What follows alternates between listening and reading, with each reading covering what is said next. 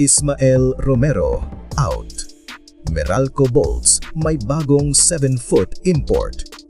Marvin Jones, papasok sa Commissioner's Cup.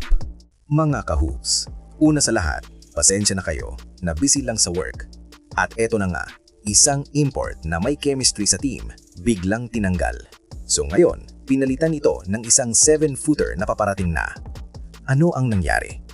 Opisyal nang nag-move on ang Meralco Bolts mula sa kanilang dating import na si Ismael Romero. Sa halip, pinili nilang kunin ang 7-foot big man na si Marvin Jones para sa Season 50 Commissioner's Cup.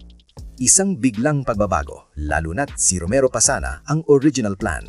Sa totoo lang, may dahilan kung bakit si Romero ang unang pinili.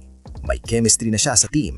Nakasama siya ng Bolts sa campaign nila sa East Asia Super League o EASL. Kilala na niya ang sistema, alam na niya ang teammates, pero kahit ganon, may isang kontrobersiya na hindi nawala.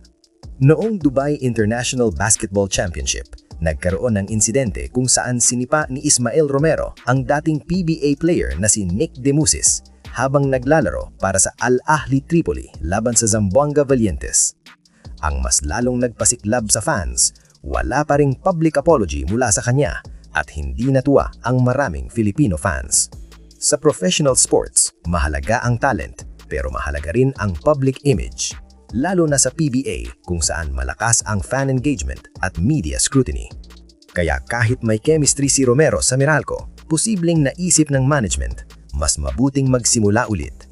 Dito papasok ang bagong reinforcement, si Marvin Jones, 7-foot big man mula Chicago, at hindi lang basta import, may championship pedigree. Noong nakaraang taon, tinulungan niya ang Bilbao Basket na manalo sa FIBA Europe Cup. Ibig sabihin, tested siya sa international competition. Ang bagong Bolts import may experience sa iba't ibang liga tulad ng Spain, Slovenia, Montenegro at Puerto Rico. Isang veteran international big na sanay sa physical at tactical basketball. At sa taas niyang 7-foot, automatic rim protection agad ang ambag. Ang tanong ngayon, mas bagay ba si Jones sa sistema ng Meralco? Kung si Romero ay physical bruiser, si Jones naman ay mas traditional rim protector. Mas magiging importante ang rebounding, interior defense at pick and roll coverage. Sa dulo, malinaw ang desisyon ng Meralco.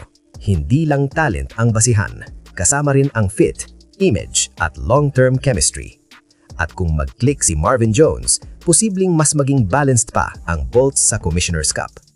Mga kahoops, tama ba ang desisyon ng Meralco na bitawan si Romero? Mas magiging effective ba si Jones? At kaya ba ng Bolts na maging contender sa Commissioner's Cup? I-comment nyo ang take nyo.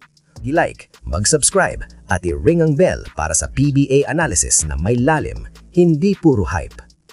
Better late than never, mga kahoops.